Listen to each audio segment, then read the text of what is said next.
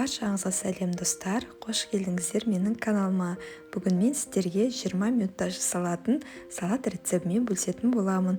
Осы видеоның соңына дейін қарап, каналыма тіркеліп, лайк басып комментарий жазуды ұмытпаңыздар. Бізге керек ингредиенттерді айтып өтейін.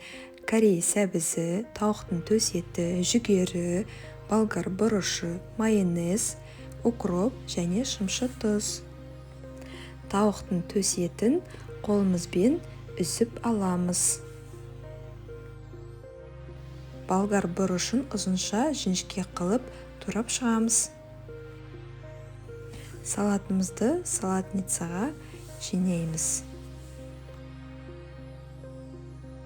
Салатымызға шымшы тұзымызды сеуіп, майонез бен укропымызды салып, жақсылап араластырамыз.